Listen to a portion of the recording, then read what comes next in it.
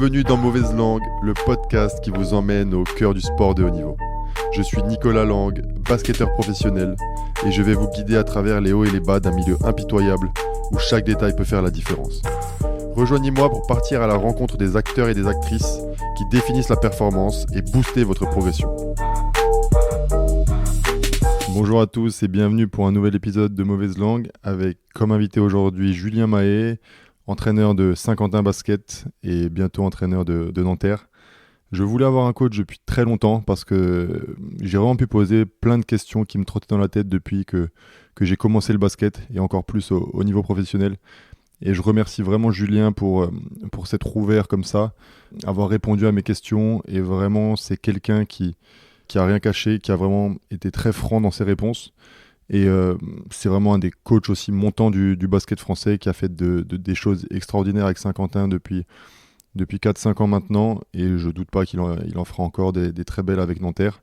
Donc j'espère que vous allez apprécier cet entretien autant que j'ai eu du plaisir à le réaliser avec Julien. C'est parti pour notre entretien avec Julien Mahé. Salut Julien, merci d'être parmi nous pour ce nouvel épisode de Mauvaise Langue. Salut Nicolas, ravi d'être avec toi, merci de m'accueillir. Je voulais avoir un coach depuis longtemps, je suis bien content que ce soit toi, donc, parce que je te connais je te connais sans te connaître entre guillemets, depuis combien de temps maintenant j'allais dire 20 ans, mais est-ce que je suis aussi vieux ? T'étais un jeune lycéen. Jeune lycéen, donc ça fait vraiment un petit bout de temps. Maintenant, ça fait aussi toi quand même un certain temps qu'on te connaît en tant que coach principal. Tu es un des coachs montants, j'ai envie de te dire, même si tu commences à avoir des cheveux un peu grisonnants, mais tu es encore entre guillemets un jeune coach. Pour ceux qui ne te connaissent pas, entre guillemets, qui ne sont pas de Saint-Quentin, est-ce que tu peux te présenter ? Oui, alors je m'appelle Julien Mahé, j'ai 42 ans. Je suis d'origine bretonne, tu sais, toi t'es alsacien. Ouais, ma femme est bretonne. Voilà. Et il y a comme ça des régions où on est quand même très fiers. Ouais, c'est vrai. Donc voilà, donc moi je suis fier de dire que je suis breton. Et puis écoute, je suis entraîneur de basket maintenant depuis depuis 20 ans quasiment. J'ai fait que ça. Donc voilà, on va en parler, mais voilà, je suis marié, papa d'une jeune fille Lola qui a 15 ans. Et puis, écoute, je suis heureux dans ma vie parce que je vis de ma passion. Donc, c'est vrai. Voilà. On l'oublie des fois, qu'on est heureux dans sa passion. Ouais. Ça fatigue, mais au final, ça reste quand même un beau métier. C'est quoi pour toi tes premiers souvenirs de basket ? D'ailleurs, est-ce que tu as été joueur de basket avant de coacher ? Ouais, alors d'abord, moi j'ai commencé par le foot. J'ai une éducation très sportive, notamment avec mon papa. J'ai un frère aussi qui a un an de moins que moi. On a été éduqués du coup tous les deux dans le sport. Et d'abord avec le foot et puis ensuite avec le basket vers l'âge de 10-11 ans. Et on était en Bretagne, donc les premiers souvenirs de basket que j'ai, c'est le club de basket de Saint-Brieuc qui était en Pro B à l'époque. Ah, je me souviens, il jouait contre Mulhouse. Exactement. C'est vrai que Saint-Brieuc, voilà, tu vois. Toi qui es aujourd'hui au Limoges CSP, il y avait Pierre Bonneau dans l'équipe. C'est vrai ? Ouais, exactement, voilà. Donc ça, c'est mes premiers souvenirs. Et j'ai commencé à jouer au basket à ce moment-là. Et j'ai joué jusqu'à, tu sais... évidemment, moi je rêvais d'être joueur professionnel quand j'ai à 14, 15 ans, quand les premières sélections arrivent et que il y a des joueurs qui sont quand même bien meilleurs que toi. Bon, allez, ça ne sera pas pour toi. J'ai continué à jouer malgré tout jusqu'à 19-20 ans, mais j'ai commencé à entraîner très tôt, vers 16 ans. Ouais, vers 16 ans. Vers 16 ans déjà ? Ouais, voilà, et je me suis dit que voilà, ça m'a tout de suite plu et j'avais envie ensuite d'évoluer d'aller le plus haut possible dans le milieu du coaching, quoi. Donc qu'est-ce qui a fait qu'à 16 ans, parce que c'est quand même rare à 16 ans déjà de se dire tu vas avoir cette fibre, est-ce que c'est parce que tu te dis je sens que je vais pas être assez bon pour jouer et du coup je veux rester dans ce milieu, ou alors est-ce que des fois tu as pris une équipe de jeunes et tu as eu un peu un espèce de coup de foudre ? C'est les deux. Deux, franchement, j'ai toujours eu envie d'aller vers le monde professionnel. Tu vois, ça m'a toujours fait rêver d'abord d'aller dans les stades de foot, puis dans les salles de basket. Tu vois ces joueurs, ces coachs, t'as envie de faire ça, quoi. Et puis ensuite, quand j'ai commencé à entraîner, j'ai adoré, quoi. J'ai adoré m'occuper des jeunes. Je me suis aussi très vite occupé des seniors. Okay. J'avais 18 ans à Rennes et j'entraînais des seniors, avec pour certains qui avaient 2 fois mon âge. Mais c'était génial, j'ai entraîné toutes les catégories et je suis monté petit à petit avec l'envie de réussir, d'apprécier tout ce que j'avais à faire. J'avais une énorme envie d'apprendre aussi. Et c'est d'ailleurs pour ça qu'ensuite j'ai quitté la Bretagne, quoi, pour pouvoir aller vers le milieu professionnel. C'est marrant que tu me dises que tu as coaché des seniors qui avaient 2 fois ton âge. Ouais. je t'expliquerai après pourquoi, mais maintenant ça fait sens en fait, ce que tu viens de me dire. Je vais t'expliquer plus tard pourquoi, on va y venir. Et du coup, tu quittes ta Bretagne pour arriver en Bourgogne? Ouais, exactement. En fait, je réponds à une annonce. L'élan Chalon a un pôle formation des entraîneurs. Voilà, je réponds à une annonce. L'histoire est assez drôle. Hein. On est en milieu de semaine, je réponds à l'annonce. Jean-François Le Thorey, qui s'occupe de ça à l'élan, voilà, me rappelle. Il me dit ouais, pas de problème, tu peux venir samedi. On était le mercredi ou le jeudi, je sais pas. Bon, écoute, et je demande à mon papa de m'amener pour traverser la France. Ouais. On fait l'aller-retour. Un bon trajet. Hein. Voilà, ça se passe super bien. Et donc, je débarque j'avais 21 ans à Chalon. J'avais fait 2 années de STAPS déjà à Rennes. Et donc ensuite, ils m'ont permis à la fois de passer mes diplômes d'entraîneur de basket, de continuer la fac à Dijon, qui est vraiment une fac de sport de très grande qualité. Et puis surtout, j'ai pu voir ce qu'était le monde professionnel. Et donc là, je pense que là, de 2004 à 2006, je pense que j'ai vu quasiment tous les entraînements de Greg Beugnot. Ouais. Tous les Il y a entraînements. dû avoir quelques coups de gueule. Ouais, mais l'intimité du terrain, du vestiaire, mais voilà, donc je vais pas. Mais oui, j'ai des souvenirs. Mais je me souviens même un jour, c'était un jour férié, donc je peux pas dire c'était le 1er novembre, le 11 novembre, ça, j'étais tout seul dans la salle. Je me dis, mais qu'est-ce que tu fous là? Moi, c'était mon kiff. Donc, et c'est vrai qu'il laissait les entraînements ouverts au public. Il y avait toujours du monde. Hein. Toujours. Il y avait toujours du monde. Ouais, toujours un couple de retraités qui avait les maillots. Voilà, j'ai toujours plaisir à revoir quand on va jouer au Colisée. Voilà, quelques personnes aussi, des passionnés, quelques gens des bureaux. Et puis, voilà, moi pendant 2 ans tous les jours. C'est vrai que c'est un autre. J'ai l'impression que c'est vraiment un autre temps. Comment à Chalon à cette époque-là, Greg, il a pas eu que des bonnes années. Ouais, tout à fait. Mais comment à aucun moment j'ai l'impression qu'on se disait est-ce que le coach va sauter? Ouais, je suis d'accord avec toi. Moi, comme ça, de souvenir, je dirais qu'il y avait quasiment une année sur 2, tu vois, qui était un petit peu plus difficile. Mais jamais on se posait la question, quoi. Jamais. N'importe quel joueur va bouger, mais alors lui. Ouais, mais je pense qu'il y a eu beaucoup de crédit qui a été donné par rapport à son arrivée et au fait qu'il ait vraiment sauvé le club en 2002. C'était avant que j'arrive, tu vois. En 2002-2003, ouais. Ils sont vraiment proches de la relégation quand il arrive et ils sauvent le truc. Et déjà en 2003-2004, ils vont jusqu'en demi-playoff, je crois. Puis après, c'est lancé. Moi, ça a été. Plus la formation de Thabo Sefolosha, Michael Mokongo. Voilà, tu vois, c'est exactement c'est ces années-là. Et voilà, donc pour moi, ça a été. Je pense qu'il n'y a pas de meilleure école. Hein. Tu vois, moi, j'ai fait des études universitaires. Mais bon, dans le sport, si t'es pas à un moment donné sur le terrain, soit regarder, soit entraîner, tu vois, la même chose. La première année, j'ai toujours ce souvenir, c'est que Philippe Hervé était entre Lasvel et Orléans, je crois. C'était avant qu'il aille à Orléans. Je pense que c'était Lasvel alors. Ouais, tu vois, mais il était sans club. Okay. Il est sans club et il vient. Il vient et il nous fait une journée, 2 journées. On entraîne devant lui, il nous donne des conseils et après il nous parle de sa défense. Moi, il m'a retourné le cerveau. C'est vrai, il y en a beaucoup qui m'a retourné le cerveau. Westerman m'avait dit un peu pareil. Ouais. Et après, j'avais beaucoup de mal à entraîner mon équipe parce qu'en fait, tu étais en milieu de saison, tu avais commencé des choses, mais en fait, tu as envie de tout changer parce que ce mec-là, il a raison, quoi.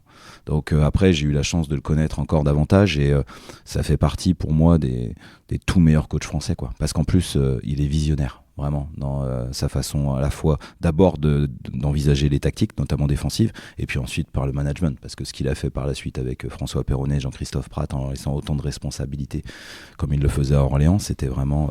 personne ne le faisait, quoi. Quand tu es jeune coach, c'est vrai qu'avoir quelqu'un comme ça, c'est vrai que ça te forme, mais il y en aura toute une partie vraiment axée sur la partie coaching, mais on va en parler tout de suite.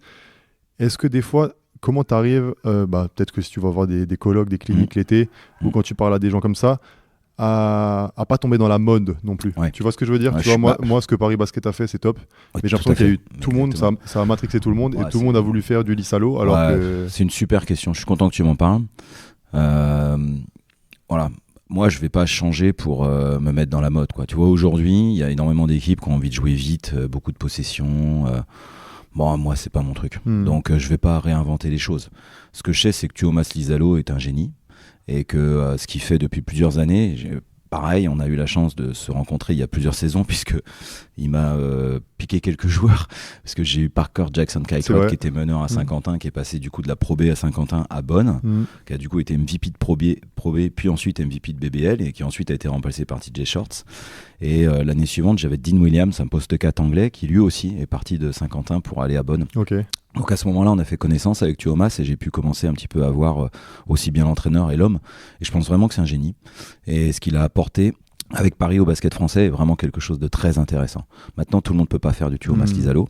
Moi, vraiment, quand on me dit on va faire comme Paris, non, Paris fait comme Paris. Il a juste que là, Thiago Splitter a fait, même déjà avec quelques variantes, on le voit tout au long de la saison, mais parce qu'il y avait 9 joueurs. Et donc cette adaptation qu'il a eue par rapport à ces joueurs-là, c'est magnifique. Je pense par contre qu'il a marqué le championnat de France comme il a marqué le championnat d'Allemagne.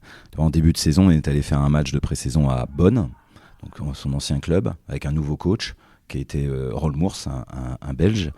Et on a joué une version édulcorée, quoi. Voilà, les mêmes entrées, les mêmes choses, les mêmes idées, une utilisation du tir à 3 points absolument incroyable. Mais c'était Bonn, c'était pas Paris. Et il faut garder cette rigueur tout au long de la saison qu'a Tuomas. Et donc, voilà, c'est une bonne remarque. Il y a des modes. Moi, j'aime toujours aller chercher quelques petites choses, mais je peux pas enlever ma nature première. Oui, essayer de prendre à droite à gauche. Exactement. Il y a toujours des petites choses à prendre.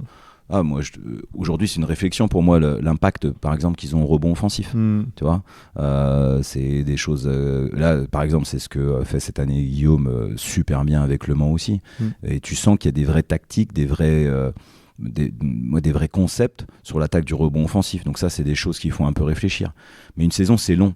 Et donc, si en tant que coach, tu commences par des choses auxquelles tu crois, mais que tu n'es peut-être pas sûr de continuer à mettre en place, quels que soient les résultats, tu vois, sur toute la saison, en fait, il vaut mieux pas. Oui, et puis ça dépend aussi des joueurs, ça dépend aussi de tout. Mais d'ailleurs, j'avais vu je sais jamais si on dit colloque ou clinique, tu vois. On dit les deux. Hein.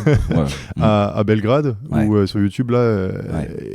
Où il disait, en fait, moi je fais ça, mais j'ai aussi les joueurs pour, et c'est pour ça que je fais ça. Et ça se trouve, si j'avais d'autres joueurs, et je me disais, attends, mais tous les coachs qu'on a en France maintenant qui essayent un peu de faire pareil, et ça passe pas en fait, tu vois. Ce colloque que tu as vu, que je conseille à tous ceux qui aiment le basket, c'est 5 années d'évolution de la défense de pick and roll. Exactement. Voilà. Et tu peux pas défendre la même chose quand il était à Kralsheim, qui était un tout petit budget de la BBL, puis ensuite pas avec les mêmes joueurs.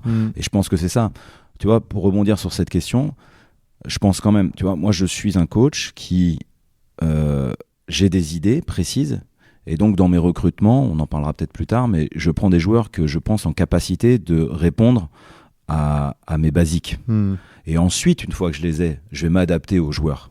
Mais je prends quand même, tu vois, exemple très simple, tu me verras jamais prendre un intérieur pas mobile, tu vois, parce que j'aime vraiment les intérieurs qui sont mobiles, qui sont capables de courir, qui sont capables de sortir sur les défenses de pick and roll. Voilà. Donc ça, c'est juste tu vois, une parenthèse. Mais ensuite, tu t'adaptes, quoi. Exactement. Ça va être, on en reviendra après sur le recrutement. Pour revenir donc du coup sur ton parcours après Chalon, tu commences par des filles. Alors les garçons d'abord dans l'association de l'Élan Chalon. Donc. Et ensuite, tout à fait. Ensuite, après 2 années, j'ai mes diplômes. J'ai le brevet d'état premier degré à l'époque, j'ai ma licence TAPS et du coup je suis sur le marché de l'emploi, quoi. Et là j'aurais pu aller partout ailleurs, sauf que l'autre club de Chalon BC me propose un emploi. Donc je passe de l'autre côté de Chalon. T'as pas hésité parce que c'était Non, j'ai pas hésité une seule seconde parce que pour plein de raisons. Déjà ça me plaisait parce que c'était du championnat de France cadette. J'appréciais vraiment les gens du club. Je venais de rencontrer ma femme. Tout était lié pour que ça continue bien et ça a été 2 années superbes. Je conseille à tous les jeunes coachs d'entraîner des filles à un moment donné. Pourquoi ? Parce qu'en termes de coaching, de management, c'est extrêmement riche. Ça t'apprend elles réagissent pas comme les garçons. Et elles sont. J'aime pas faire des généralités. La seule généralité que je peux te dire, ce que j'ai envie de dire, c'est que je pense que là, je dirais qu'il y a, tu vas me dire si tu es d'accord avec moi, mais je pense qu'il y a 80-90% des joueurs qui se croient plus forts qu'ils ne sont réellement. Mais tu as 80-90% des filles qui se croient moins fortes que ce qu'elles sont réellement. Gros manque de confiance en elles. Donc c'est pas le même coaching, c'est pas le même management. Et il faut faire attention aux mots que tu emploies, à ce que tu fais. Moi j'ai adoré. On a passé 2 belles saisons. Voilà, tu vois, j'ai un beau souvenir. Nous on avait été en demi ou en finale de championnat de France cadette 2e division, le jour où toi tu mets un tir de l'autre bout du terrain pour être champion de France. Donc tu vois, ça c'était un beau week-end pour les lycéens de Chalon. Donc voilà. Et tu vois, c'est là où je te rejoins sur le management des filles. Et beaucoup tout le monde me dit pareil, tu vois, sur les filles.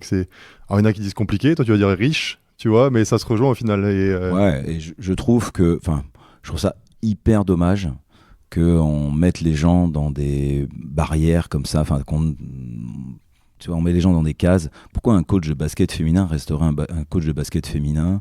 Moi, j'ai eu la chance d'en croiser quelques-uns.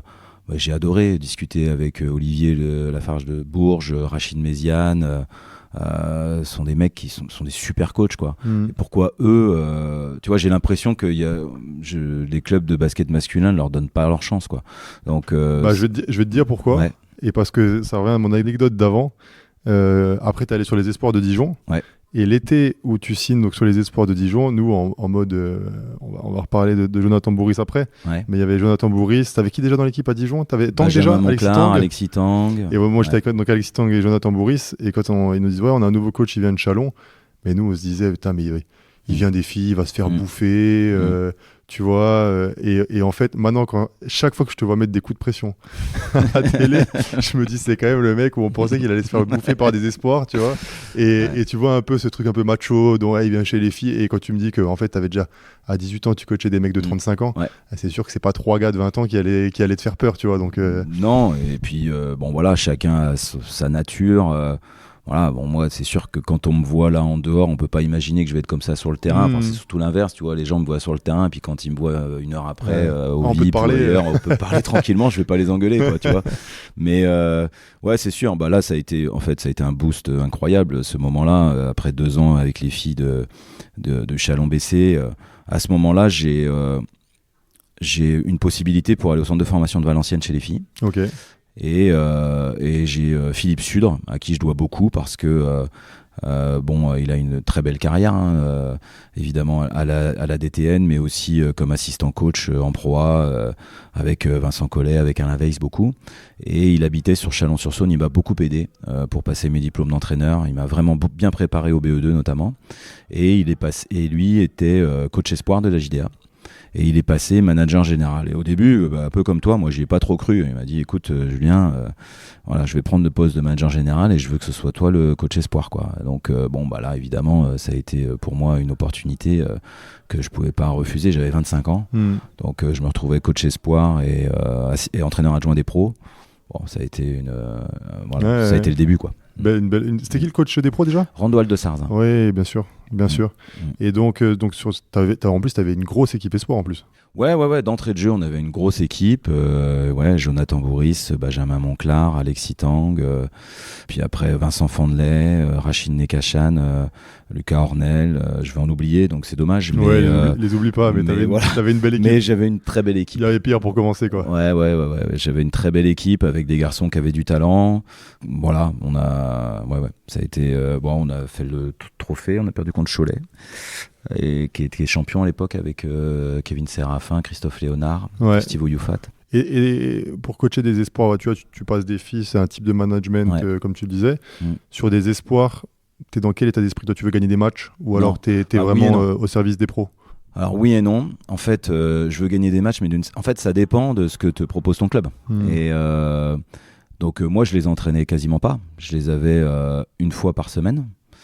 Sinon, j'entraînais en gros les cadets, quoi. Les cadets, les espoirs. Mais on voulait quand même gagner les matchs parce que le club avait une tradition. L'année d'avant, ils font finale du Trophée du Futur. Contre vous, peut-être, je sais plus ça. Non, contre Pau. Non, Pau, avec Thomas Hurtel. Donc, tu vois, il y avait quelque chose. Donc, il y avait quand même une exigence de gagner les matchs. Mais voilà. Moi, j'ai eu la chance de gagner beaucoup de matchs en espoir. Donc j'ai toujours coaché pour gagner, mais par contre j'ai jamais là par exemple cette équipe là, tu vois, c'est pas moi qui l'ai construite. Mais après j'ai toujours construit des équipes. À chaque fois que moi j'ai construit des équipes jeunes pour pouvoir faire jouer très rapidement les jeunes joueurs. Okay. Par contre, il y a des équipes pareil, l'équipe avec laquelle j'ai tout gagné à Gravelines, c'était ma première année à Gravelines, j'ai pas construit l'équipe. Donc j'avais une équipe quand même qui était un peu plus âgée, donc on a tout gagné. Mais mon idée ça a toujours été de former et surtout de faire confiance, notamment sur les postes d'arrière, tu vois. meneur, arrière, j'ai toujours pensé que les jeunes joueurs pouvaient jouer très très vite et c'est encore plus le cas aujourd'hui, 15 ans après. Tu vois, nous, regarde, nous on a Nolan Traoré qui a 18 ans et qui joue en pro. Alors c'est aussi un cas très spécifique, mais je pense quand même que maintenant les jeunes joueurs peuvent jouer très tôt. Très tôt, ok. Et donc tu côtoies là-bas Jonathan Bourris qui Oui. est décédé en 2010. Oui. 2009, pardon. Fin 2009. Pour tous ceux qui le connaissent, c'était une personne exceptionnelle, Ouais. gros talent. Comment vous avez vécu au club cette Écoute, tu vois, encore là, quand tu m'en parles. Ouais, moi aussi j'ai des frissons. Voilà. Donc, ça a été. Bon, j'ai pas peur de te le dire, c'est l'un des pires moments de ma vie. Ouais. Parce que tu peux pas le croire.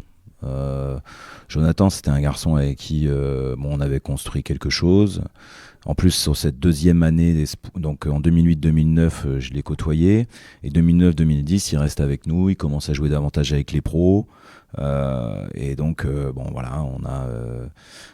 va à Toulon. Il a fait un super match. Il est extraordinaire en espoir déjà. Il vous fait gagner en plus. Il nous fait gagner en prolongation. Ouais. Et en pro, il joue. Il nous manque des joueurs. Et il fait un super match. Et ce soir-là, on est premier de Pro A. Voilà. Et le lendemain matin, on t'appelle à 10h pour te dire qu'il est plus là. Et tu peux pas l'accepter, tu peux pas le comprendre. Alors après, si tu veux, déjà, moi, j'ai été pris d'une énorme responsabilité parce que je me retrouvais avec 20 gamins pour qui il était un modèle, voire une idole. Parce que quand il arrivait de temps en temps, parce qu'il aimait le jeu, en fait. Donc c'était pas du tout le joueur espoir qui arrive et qui attends, moi c'est bon quoi, je viens pas m'entraîner, tout ça. Non, il arrivait parfois s'il s'entraînait pas assez avec les pros, il venait à l'entraînement espoir sans avoir prévenu, il arrivait et puis il te mettait des tirs du milieu de terrain. Et donc j'ai eu cette très très lourde tâche de gérer, d'aider avec mon staff à l'époque, avec Julien Marchand, le coach des cadets, avec tout le staff qui entourait le centre de formation. Il fallait gérer l'après, quoi. Parce que j'ai souvent tendance à dire que, en fait, quand ça arrive, tu fais ce que tu peux, quoi. Tu fais de ton mieux. Donc, c'est un moment terrible, très, très douloureux, qui est un moment de ma vie, qui est presque un fil rouge dans ma vie, parce que derrière, j'ai eu Lucas, le petit frère. Donc, c'est... Voilà, ça a complètement cassé notre équipe professionnelle en tout cas. Puisque c'est aussi incroyable parce que vous étiez quand même premier. On était premier avec 4 victoires en 5 matchs et derrière on a pu gagner un match. Randoald a été éjecté en début janvier et c'est là où tu vois aussi la personnalité de Jonathan. C'est généralement les pros n'ont rien à faire des espoirs, tu vois. Ouais. Et là le fait que ça arrive à un espoir, tu peux te dire c'est dur, mais les pros, l'américain, c'est bon, il va réussir à passer au-dessus. Et au final, vous en êtes jamais. Vous avez perdu en Coupe de France contre des N1, je crois, ou des N2. Tout à fait, Et tu te fais la galère. Et c'est toi qui finis la saison en coach. Non, alors je la finis pas, mais je fais l'intérim. En fait, on m'appelle. On perd à Chalon et le lundi, on dit voilà. Alors moi, j'étais quand même pas du tout préparé, à fond derrière Randoald de Sarzin parce que je dis souvent que Rando. Ça a été à la fois pour débuter pour moi un super exemple parce que humainement c'était extraordinaire, mais il m'a pas non plus amené. C'est tellement un bon mec j'ai pas découvert le vrai milieu. Ouais. Exactement. Je l'ai découvert par la suite. Voilà. Et donc on m'a demandé de le remplacer. Je l'ai remplacé 2 matchs. Et ensuite j'ai eu la chance de travailler avec Henrik Detman. Donc qui est quand même qui est le mentor de tous ces jeunes entraîneurs finlandais qu'on voit aujourd'hui, Lassi Tuovi, Tuomas Isalo, c'est lui le boss quoi, des entraîneurs finlandais. Il était entraîneur de la sélection nationale à l'époque et ça a été aussi une magnifique expérience. Ok, tu peux nous en parler un peu de cette... je me souviens, moi les premières images que j'ai de lui, au-delà du fait qu'il a coaché l'Allemagne avec Nowitzki à l'époque et tout, c'est de le voir avec, tu te souviens à Strasbourg avec Lassi Tuovi, où c'était Lassi qui prenait la plaquette pendant les temps morts et pour un Français tout le monde se disait mais attends mais il fait quoi le coach en fait, il sert à rien, pourquoi on le paye, tu vois. Exactement. Bah tu vois là j'ai vu qu'à Basketland il faisait pareil, j'ai trouvé ça génial. J'ai l'impression là comme ça que la coach adjointe gère les situations de touche, tu vois, de temps mort spécifiques. Je trouve ça super. Et Henrik, il est il a été tout de suite, il a découvert un truc quand même, première fois qu'il mettait les pieds en France. Bon, moi j'ai tenté de l'aider au maximum et il est arrivé avec de nouvelles méthodes. Moi j'ai découvert des exercices que j'avais jamais fait, certains que j'ai conservés, un management, il laissait rien passer. Et on avait besoin de ça parce que tu sais, quand une équipe fonctionne pas bien, c'est que humainement on a des soucis. Et donc on n'avait pas eu les bonnes personnes. Donc, et lui il lâchait rien. Et donc il a préféré, parce que ça a été quand même une année, moi, c'est l'année où j'ai vécu le plus d'emmerdes, quoi. Évidemment, au-dessus de tout, l'accident de Jonathan, mais après, on a vécu des trucs, des mecs qui se volent des montres entre eux. Cette histoire de bon de voler, elle a fait le tour. Ouais, voilà, c'était fou, quoi. Voilà, les mecs qui arrivent au repas de l'équipe, il y en a un, il prend la corbeille de fruits, il prend tous les fruits, et puis il n'y a rien pour l'équipe, des trucs. Donc ça pouvait pas fonctionner. Et donc Henrik, écoute, beaucoup de très très clair dans les options. Défensive surtout, beaucoup de situations de jeu réduit aux entraînements, et puis une liberté en attaque, beaucoup d'accès sur la lecture de jeu, sur le tir, le jeu finlandais, quoi. Tu vois, ça a été, franchement, ça a été très riche. J'ai été déçu pour lui que ça se passe comme ça à Strasbourg parce que j'étais heureux qu'il ait sa chance. En plus avec Lassie avec lui, ils n'ont pas eu de chance. Tu vois, lui il se fait renverser, enfin tu vois, il se pète la jambe. Passer après Vincent Collet. Et puis après Vincent, c'est quand même pas simple. Donc voilà, mais c'est on est encore en contact régulièrement. En plus, il a, comme moi, beaucoup apprécié la grande qualité de la Bourgogne, le vin. Le vin, ouais. Et donc, on a passé de très bons moments dans les restaurants dijonnais. Tu m'étonnes. Moi, quand je jouais à Chalon, je buvais pas de vin encore. Ouais. Tu vois, l'idiot. Oui, mais non, mais voilà. Moi aussi, tu vois, je dis souvent, il faudrait pas que j'y retourne, ça serait. Ouais, c'est vrai. Derrière, tu as passé quand même combien de temps au final à Dijon? 5 ans. 5 ans. Est-ce que t'en es où dans ta formation toi en tant qu'entraîneur? Est-ce que tu te sens encore coach espoir? Est-ce que tu te sens potentiellement s'il y a un spot de numéro 1, que ce soit en N1 ou même Pro B, est-ce que tu te sens prêt ou pas? Ouais, écoute, je suis encore en formation. Je sais que je serai pas assistant toute ma vie. Donc j'ai fait 2 ans de coach espoir et en fait le club est descendu en Pro B. À ce moment-là, le club m'a proposé d'être entraîneur adjoint. Jean-Louis Borg est arrivé.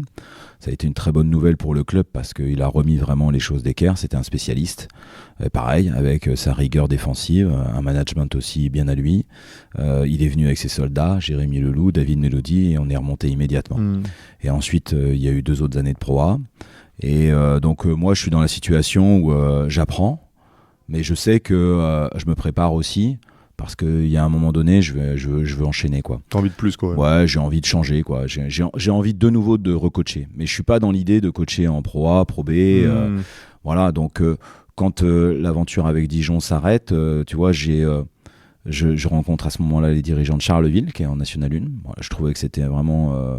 ça pouvait être super, quoi, tu vois, la NM1. Et puis après, Charleville prend Cédric Hetz. Et ils font un super choix, parce que Cédric avait fait un super parcours avec eux.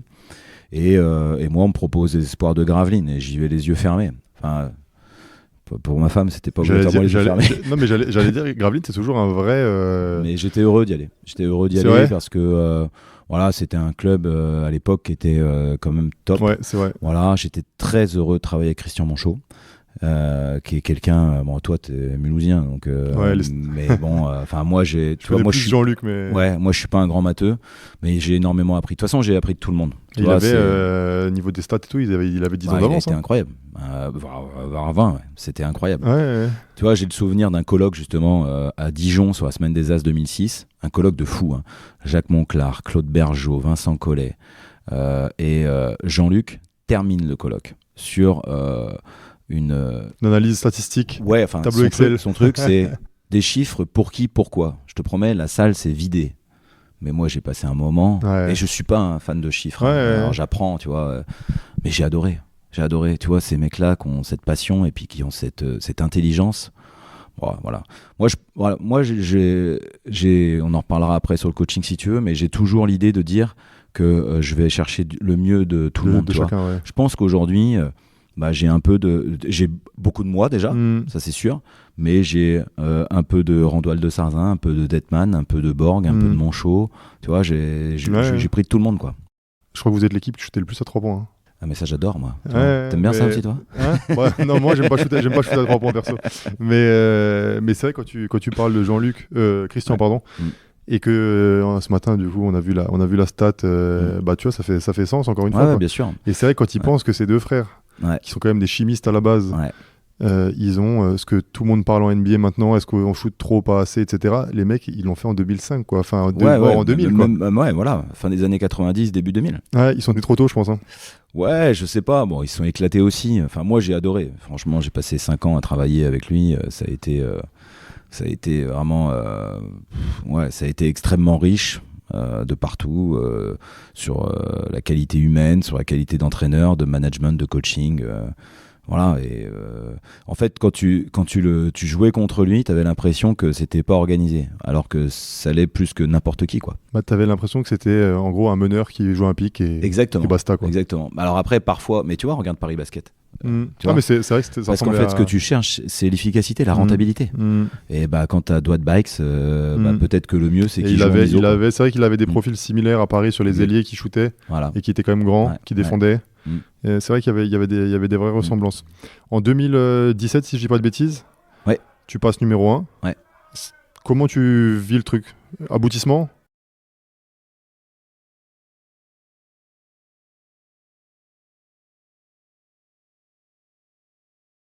La dernière année serait la dernière année. Okay. Les choses étaient claires. Et lui, il me met en position. Je suis encore coach espoir et adjoint à l'époque. Et il me dit, écoute, tu vas arrêter d'être coach espoir, tu vas passer que adjoint. Si tu es coach espoir, ils te donneront pas le poste. Bien sûr. Et il me dit, par contre, moi, je veux vraiment te mettre en position. Donc, il le fait, on le fait. Et voilà. Et le club me donne ma chance.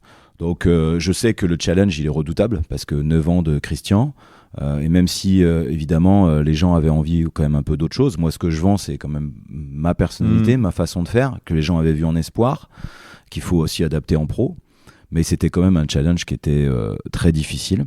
Mais j'étais très heureux de pouvoir commencer parce qu'en plus, c'était un bon poste. J'ai eu la chance aussi. Alors, bon, voilà, à ce moment-là, le directeur sportif, c'est Arnaud Marius, qui est aujourd'hui à Poitiers, qui est arrivé, qui est un petit peu plus jeune que moi, qui est arrivé une ou 2 années avant moi, qui a grandi aussi, et on se retrouve tous les deux dans la fosse au lion, quoi. Okay. Ce que je considère d'ailleurs a posteriori comme, j'ai pas envie de dire erreur, mais quand même pas loin de la part du club, parce que je pense qu'il aurait fallu plus d'expérience. En fait, soit privilégier Arnaud en se disant c'est un directeur sportif qui va aller loin, on va lui mettre un coach avec lui un petit peu plus expérimenté, soit on va prendre un jeune coach mais on va lui mettre un directeur sportif expérimenté. Donc moi je suis heureux de l'expérience parce qu'en plus avec Arnaud on est resté amis depuis, on est très proches. C'est quand même beau ça, parce que ça n'a pas été non plus une réussite. Non. Et tu arrives à rester, parce que généralement, quand ça se passe mal, le coach essaye de sniper le DS essaye de sniper le coach. Ouais, mais on a eu une grande solidarité, je te dis, on a été amis, quoi. On est amis et donc on a fait des conneries, c'est sûr. Moi, ça m'a appris énormément, notamment sur les recrutements, sur les profils de joueurs, sur les profils d'hommes que je voulais. Mais on n'a pas fait que des mauvaises choses non plus. C'était évidemment décevant, mais je suis pas sûr que Gravelines ait fait mieux depuis. C'est vrai. Donc, du coup, tu te demandes qui est... le contexte était quand même pas si simple. Et on a fait des belles choses. On a déconné aussi. Moi, j'en ai pris... et puis j'ai beaucoup de recul. Enfin, il n'y a aucun problème, si tu veux. C'est le job de coach. Après, avec le recul, de toute façon, je veux dire, ça fait partie des cicatrices. Dans ce milieu, le gars qui n'a pas fait d'erreur, ça n'existe pas. Hein. Et puis, ça te sert pour la suite. Moi, ça m'a beaucoup aidé. Et moi, j'ai le souvenir que tu avais DJ Cooper, qui est un talent hors norme, un passeur, c'est peut-être le meilleur passeur au monde, ou des top 3 de passeurs au monde. Qu'est-ce que tu retiens de ça? Parce qu'on sait aussi qu'un DJ Cooper, c'est deux faces. Ça veut dire que tu le mets à Monaco avec que des cadors à côté, il n'y a pas de stress, ça va filer droit.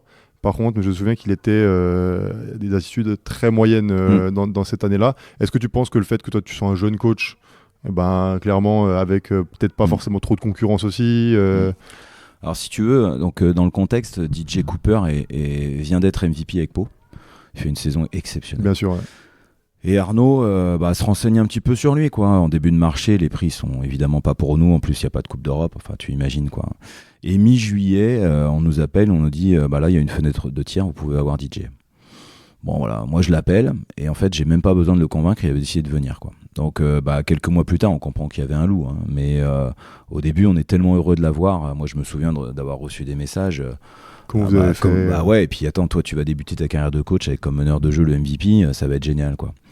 Et assez vite, dès la pré-saison, moi mon style de jeu c'est quand même avec de la rigueur, avec du repli défensif, avec de l'organisation. Je me rends compte que ça le fait pas du tout quoi. Et donc je me suis retrouvé dans une situation très délicate. On a fait une très belle pré-saison, malgré tout. Et puis premier match, on en prend 40 au Mans, qui est champion de France à l'issue de la saison. Mais on tombe des nues tous.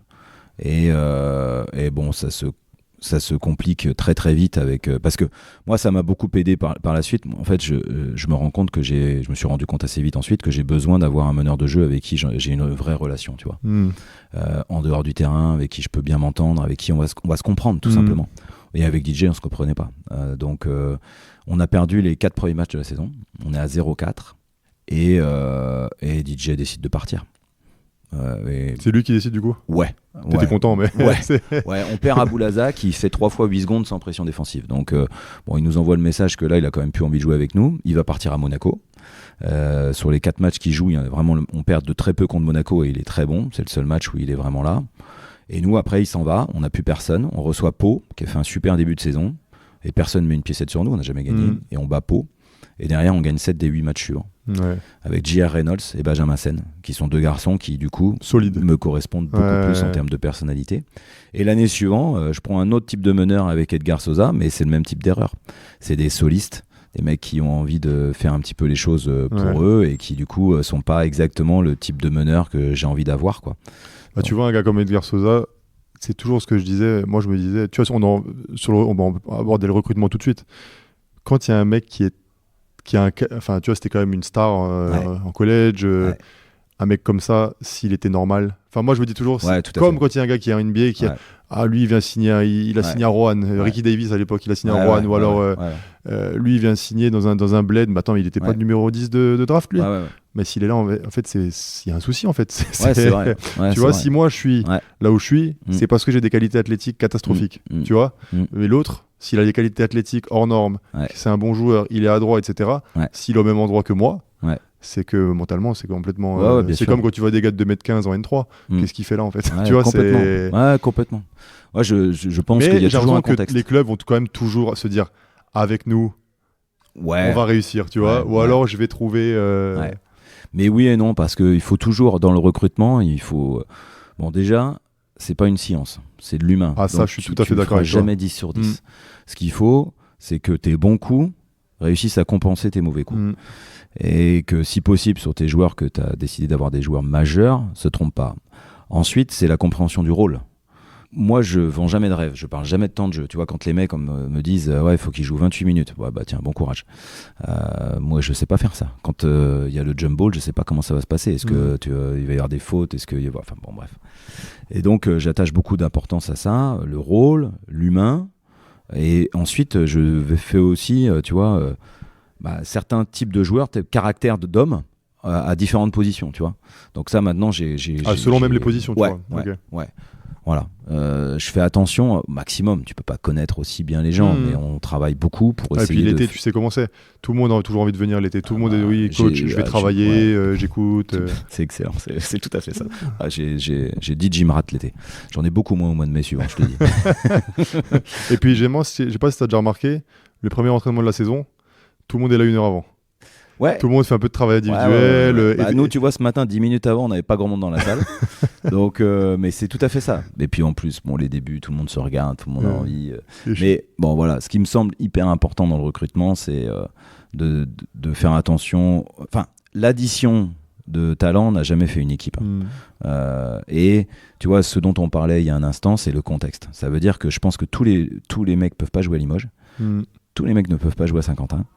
Comme tous ne peuvent pas jouer à Monaco. Exactement. Et ça, il faut bien l'avoir en tête. Nous, c'est un petit peu cette saison, tu vois, je pense qu'on a, avec Saint-Quentin, vu qu'il y avait la Coupe d'Europe, on a un petit peu poussé le bouchon, on a réussi à avoir des joueurs un petit peu plus talentueux. Et un peu moins des voilà. Et tu vois, un peu moins bouche bée devant la qualité et l'engouement qu'il y a pour eux, tu vois, dans la ville et dans la salle. Bon, voilà. Moi, je pense qu'à Saint-Quentin, il faut des garçons qui, tous les jours, comprennent ce qu'ils ont à côté d'eux, quoi. Moi, je pense que si tu arrives à avoir des gens déjà qui sont contents d'être là, Et qui, Exactement. pour eux, c'est une étape et ils se rendent compte de ça. Après, ça dure qu'un temps, ça. Tu Bien sais, sûr. tu t'habitues et l'année d'après, bon, bah, c'est cool, le Mm. public 2 secondes, mais maintenant, je veux Voilà. plus, quoi, tu vois. Voilà. Et en fait, c'est toujours ça aussi qui est compliqué pour moi, le rôle, je suis d'accord avec toi, c'est le truc le plus essentiel. Mm. Mais j'en parlais encore récemment. Je sais que nous, à Châlons, quand on gagnait, Geoffrey Lauvergne et moi, on était dans un rôle, Mm. on était absolument pas contents. Mm. Mais c'est parce qu'aussi, je pense qu'on était dans ce rôle-là, qu'on a gagné, tu vois. Bien sûr. Mais l'année d'après, Complètement. t'as gagné et tu te dis, bon, ouais, les gars, c'est cool d'avoir gagné. Mais bon, Mm. au bout d'un moment, Ouais. il en faut plus, il en faut plus, il en faut plus. Ouais. Et c'est ça qui est aussi dangereux, quoi. Bah, c'est ça qu'il faut aussi vendre, tu vois. Moi, j'ai jamais promis à un joueur à Saint-Quentin qu'il allait rester 5 ans avec moi. Mm. Alors, il y en a qui sont restés 5 ans. Mais l'idée, c'est de proposer. Quand tu es coach de Saint-Quentin, tu proposes un tremplin. De toute façon, aujourd'hui, quand tu es coach en France, mis à part Ouais, dans mais les gros clubs. le mot tremplin, t'as pas peur des fois que le gars, il le prenne un peu du truc, du côté, je vais arriver, et je vais shooter tout ce qui bouge, Bah, et je vais rebondir et je vais aller plus haut. mais ça dépend le rôle que je lui donne Ok. et le rôle qu'il est capable d'accepter. Je pense qu'on n'a pas réussi, on n'a pas fait le tremplin que pour des mecs que Brillants. pour des joueurs qui sont, ouais, voilà. Il y a Mm. des joueurs de rôle, il y a des joueurs qui savent accepter ce qu'ils ont à faire. Tu vois, tu peux être un backup chez nous et devenir un bon backup dans un meilleur club ensuite. Mais je suis d'accord avec toi. Mais De c'est toute vrai façon, que et ça, je trouve, c'est bien parce que j'aimerais aussi qu'il y ait plus de gars de l'ombre, tu Ah vois, ouais. qui arrivent à être sur un tremplin. Ouais. Tu vois, pour que ça fasse comprendre à des gens que. Enfin, moi, j'ai toujours beaucoup respecté les gars qui savaient bien défendre parce Ouais. que je sais à quel point c'est compliqué et que c'est pas simplement dans la tête, en fait. Il y a aussi c'est aussi technique que mettre un shoot. Mm. Et ça, les gens peuvent pas forcément le voir. Et des fois, on va dire, lui, il défend, alors qu'en fait, il défend pas du tout. Ouais. Tu vois, c'est Complètement. juste des attitudes. Mais il y a Ouais. vraiment des gars qui sont des bons défenseurs. Et le mot tremplin, et ben j'aimerais aussi des fois qu'il y ait des gars qui savent faire, ou alors des gars qui savent juste swinger une balle en fait, Mm. tu vois, Ouais. et qui sont intelligents, bah, que eux aussi se servent du tremplin. Ouais. Et t'as quand même l'impression qu'à la fin c'est quand même toujours ceux qui ont Ouais, des c'est stats, vrai. etc. Alors après, qui- on a eu des contre-exemples, si tu veux. Tu vois, moi, chaque année, on me dit, bah tiens, tu veux garder un tel. Et puis, bah, chaque année, je gardais William Pfister, Lucas Boucault, puis Loïc Schwartz. Ouais. Bon, bah, à eux trois, je pense qu'il y avait 10 points. Mm. Mais par contre, il y avait tellement d'autres choses. Mm. Donc, voilà, tu vois, l'année dernière, on recrute William Rayman en prêt du Maccabi. Bah, les agents m'appellent, ils me disent, attends, tu viens de nous prendre un mec. Moi, je te propose des mecs à 15 points, 7 rebonds. Et toi, tu viens me chercher un mec à 8 points, 3 rebonds en Israël, à 37% de réussite au tir. Mais je dis, ouais, mais on verra bien. Et là, bah, le joueur aujourd'hui, il était prêté par le Maccabi et il a joué au Maccabi cette saison. Et c'est le joueur de l'ombre par excellence. Mais c'est le joueur qui va te faire les petites choses qui vont te permettre de gagner les matchs. Mm. Je peux te dire qu'aujourd'hui, tout le monde a pleuré Will Rayman cette saison. On avait besoin de lui. Et les mecs qui à l'entraînement se faisaient taper par Will Rayman qui pouvaient pas le supporter, bah, ils auraient bien aimé se faire taper cette saison. Tu vois. Ouais, j'imagine. Donc il faut avoir J'imagine. cet équilibre-là. Ah, il y a des gars comme ça, nous on avait eu Ike Udano l'année dernière, tu vois, c'est Voilà. typiquement. Ah, tu vois, Ike Udano, avec le physique qu'il a réussi à faire carrière sur le poste 5 et tout ça. Ouais, exactement. Mm. D'ailleurs, t'étais où après Gravelines? Parce que en faisant mes recherches après, j'ai l'impression que t'as fait Gravelines Saint-Quentin, mais il y a Ouais. eu une période entre Ouais, bah, j'ai 9 mois. 9 J'ai mois. 9 mois sans boulot. Ok. On reste habité. Donc, moi, il me restait une année de contrat à Gravelines Dunkerque qui décide de pas continuer, ce que je respecte. Et donc, je me retrouve sans boulot. Ok. Voilà. Au début, franchement, la fin avec Gravelines est très compliquée. Donc, je suis content. Vraiment. Et ça a été une période décisive. C'est toujours ce que je me suis demandé pour un coach qui se fait couper. Ouais. Parce que tout le monde dit, ah, ça doit être dur. Et moi, je me suis Non. toujours dit, ouais, mais attends, s'il est coupé, c'est que ça se passe mal, généralement. Ouais. Je me dis, ça doit quand même être un. Ah ouais. Tu vois, tu souffres, quoi. Moi, franchement, alors, c'est encore plus facile après parce qu'à un moment donné, j'ai retrouvé aussi, mais moi, j'ai adoré parce que ça m'a permis de me recentrer. J'ai fait un reset. J'ai pris soin de ma famille, de ma fille. Si tu as demandé à ma fille la période de papa au chômage, elle a adoré. Hein, tu vois, le matin, je l'amenais à l'école, le soir, j'allais la chercher. Je me suis ouvert, évidemment. Je suis allé voir des colocs en Espagne, notamment, de très haut niveau. J'ai pu aller voir des entraîneurs aussi. Je suis allé à Fenerbahçe. Je suis allé à Châlons, retrouver Philippe Hervé aussi pour voir le travail au quotidien. Et ça a été une... Et puis, tu te régénères. Donc, moi, franchement, j'ai trouvé que c'était une bonne période. Évidemment, il ne faut pas que ça dure trop longtemps. J'allais te dire, est-ce que tu as aussi cette période comme c'est ta première expérience en tant que numéro 1, est-ce que tu as aussi ces petites parts de doute? Est-ce que je suis vraiment fait pour ça? Est-ce que... Alors, non, je voulais absolument continuer. Par contre, je me suis retrouvé face à la réalité.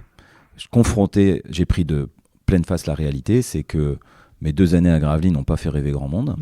Et l'année où du coup je suis sans boulot, c'est l'année où pour la première fois ils annoncent 3 descentes à la saison 19-20. Et donc je pense qu'il y a à peu près 7 ou 8 coachs qui sont coupés en Pro A dans la première partie de saison sans que j'ai un seul coup de fil. Donc ça veut dire qu'il n'y a absolument personne qui s'intéresse à moi. Donc là, au fur et à mesure, tu te dis, bon, la Pro A déjà t'oublie. Et puis après, il faut aller bosser. Et tu vois, on m'appelle, donc début février 2020, le président de Saint-Quentin m'appelle. Moi, je suis le mardi soir, je suis à Lille-Rouen. Je m'entends super bien avec Alex Ménard et je vais le voir, il est à Rouen à l'époque. Et à la mi-temps, mon agent m'appelle, il me dit, écoute, Saint-Quentin est en train de perdre à Nancy, là, ça va plus du tout. Le président veut te parler. Donc je lui dis, écoute, moi, je sors du match. Après, j'ai 1 heure de route pour retourner à Dunkerque. On va discuter. On a discuté pendant 1 heure. Et le lendemain, à midi, j'étais à Saint-Quentin, qui était avant-dernier de Pro B avec 3 victoires de retard sur le premier non relégable. Combien de matchs à jouer ? 14. 14, ok. Mes amis proches qui s'y connaissent un peu me disent n'y va surtout pas. Mes conseils me disent n'y va surtout pas. Mais j'en pouvais plus en fait. J'en avais marre. Moi je voulais un terrain, je voulais des joueurs. Et je voulais me retrouver de nouveau, avoir cette adrénaline le samedi soir. Tu vois, j'en avais marre d'être dans mon canapé le samedi soir, tu vois. Ouais, et puis je veux dire, au bout d'un moment, il faut aussi savoir prendre des risques, quoi. Bien sûr, il faut y aller. J'ai l'impression qu'il y a souvent aussi des coachs, quand tu les écoutes, c'est pas Obradovic, et ils te disent non, mais il me faut un projet de 3 ans, il faut que je puisse choisir lui et lui, et tu te dis, mais je sais pas si tu te rends compte le nombre de coachs qu'il y a au chômage, mais en fait, c'est pas toi, c'est un autre. Bien sûr. Tu vois, et c'est une super histoire, parce qu'au final, ce que tu as fait depuis, ça prouve que des fois, il faut aussi réussir à c'est prendre sûr des risques. Que si ce jour-là, tu me dis que ça va se passer comme ça s'est passé, je te crois pas, quoi. Mais là, ça a été... Mais au départ, le risque, il est important. Mais j'y vais, j'avais envie, j'y vais avec passion, j'y vais avec détermination. Là, tu vois, j'arrive le mercredi... Le jeudi, je me retrouve dans un bus pour aller à Gris-Oberhofen. Je connais même pas la moitié des joueurs de Gris-Oberhofen. Mais avec un vestiaire qui devait être tu vois, le vestiaire, quand j'arrive, donc la Forest Arena, je le prends en photo, le vestiaire, et j'envoie à mes copains, notamment à Arnaud. Je dis, regarde ça, putain. Et puis voilà, mais après, c'était du basket, c'était mon boulot, c'était génial, quoi. Donc puis voilà, c'était parti. Et puis j'ai pris ça comme un laboratoire. J'ai pris tous les risques. Tu vois, après, donc on est le Covid. Parce qu'en soi, t'as pas non plus grand chose à perdre. Mais non, j'ai rien à perdre. Qu'est-ce qui va se passer ? Parce que si ça descend, c'est normal. Voilà. Qu'est-ce qui va se passer ? Puis même, tu vois, on serait descendu en N1, peut-être que j'aurais continué en NM1, j'en sais rien. Puis au moins, je me serais montré de nouveau sur le terrain. Il vaut mieux être sur le terrain. Tu vois, c'est Jeff Le Torre avec qui je suis resté en contact depuis plus de 20 ans maintenant, qui m'a dit à ce moment-là, il faut que tu sois sur le terrain. Il faut que les gens ils voient que tu es là. Et puis après, on verra bien. Donc, puis après, c'est parti, quoi. Ouais. Et puis. Donc derrière, tu as 2 saisons. En 2 saisons, vous montez en Pro A ? 3 saisons. Donc tu côtoies des joueurs, Hugo Besson, le petit la Cartwright, je sais jamais, c'est Jackson Cartwright ou Cartwright Jackson. Ouais, par juste qu'il avait des cheveux roses après. Tu vois, le premier été, du coup, on n'a pas une thune. Mais vraiment, donc on est sur des débats. Et voilà. Et on me propose Parker Jackson Cartwright qui joue en Angleterre, MVP championnat anglais. Bon, moi j'ai un coup de cœur, quoi, pour le mec. Et on prend Hugo Besson. Donc sur le backcourt, on est en 1 Jackson Cartwright, en 2 Besson et en 3 Akwasi Yeboah, qui là joue à Trapani en Italie, première division. Donc bon, là en Pro B, quand t'es comme ça, du coup, t'as fait 3 énormes coups pour que dalle. Tu le sais pas au début. Tu le sais pas. Tu vois, mais alors, Jackson Cartwright, personne n'y croit. Besson, Chalon, ils sont bien contents de nous le refourguer. Et Yeboah, son représentant à l'époque, me dit il voudra jamais venir chez toi. On va quand même tenter le coup. Résultat, on a tenté le coup, il est venu et ça s'est passé magnifiquement bien. Donc on a fait des trucs super. C'est une année quand même, ça se joue à pas grand chose parce que c'est une année, je sais pas si tu te rappelles, c'est donc l'année post-Covid, donc on a des matchs, c'est très haché au début et on fait la moitié de la saison. Et après tu fais 15 matchs en 15 jours. Et on est sauvé par ça au début parce que Jackson Cartwright, il est en grande difficulté au départ. Et on commence par 2 défaites. Et après, on a 1 mois et demi, 2 mois de travail. Voilà. Et là, du coup, lui, il a le déclic. Et on revient de ça, on va gagner à Paris.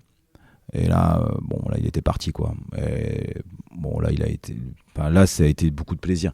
Le seul regret que j'ai, hélas, je peux pas le contrôler, c'est qu'on a joué avec cette équipe-là qui était hyper fun à avoir joué, sans public. C'est vrai. Et on a rejoué avec une jauge à la fin. Et déjà, bon, quand on avait avec une jauge, c'était une folie. Ouais. Mais parce que Hugo, il était drôle aussi quand même en Pro B.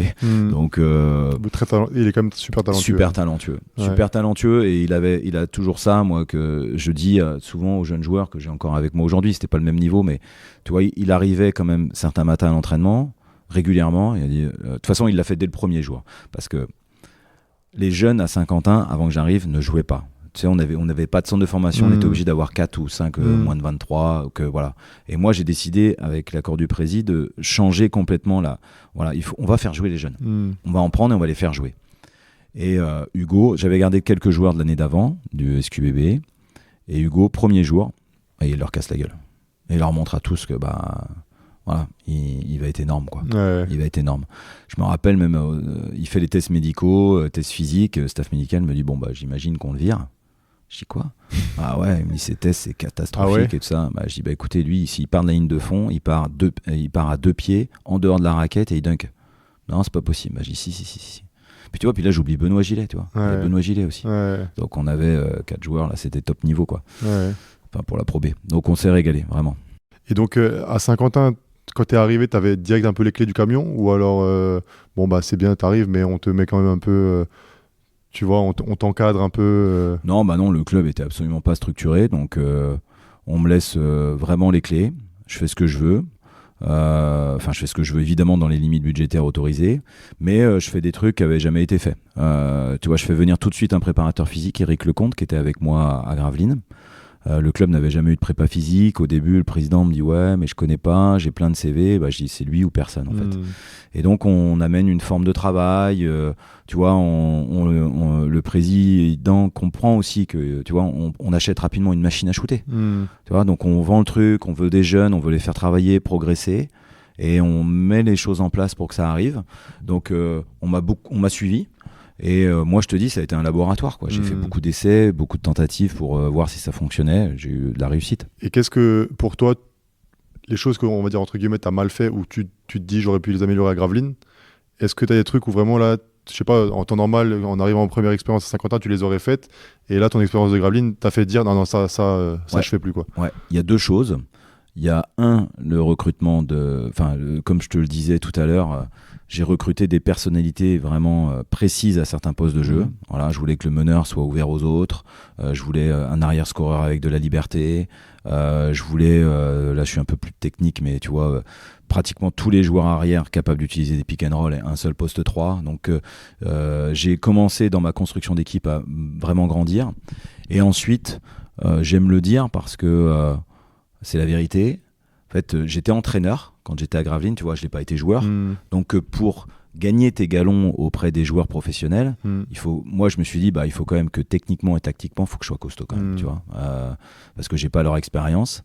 Mais j'ai mis du temps, du coup, à vraiment complètement cadenasser tout cela, à être sûr de mon basket. Et je pense qu'à Gravelines, j'étais un entraîneur, et à Saint-Quentin, je suis devenu un coach et un manager en fait.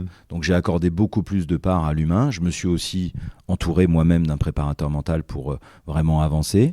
Et ça a vraiment fait évoluer énormément mon coaching. T'as raison, surtout que les joueurs testent sans cesse.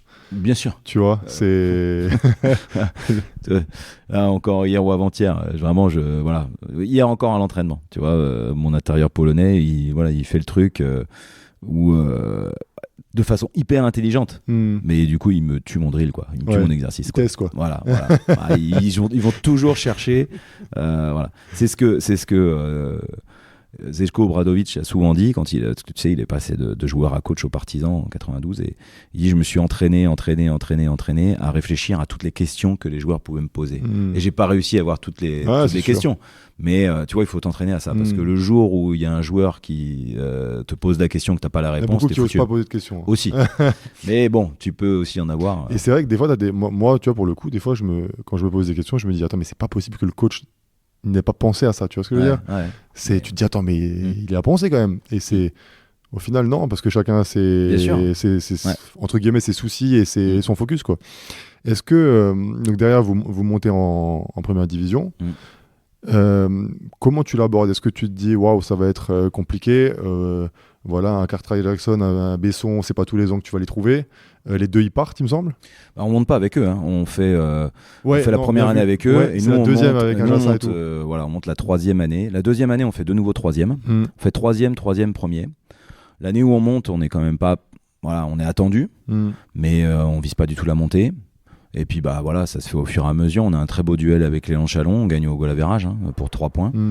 Et on monte et on a une ossature de joueurs français. Alors ouais, je sais que ça va être compliqué, mais j'y vais. Je pense que vraiment j'y vais, relax quoi, parce que tout le monde nous voit tomber.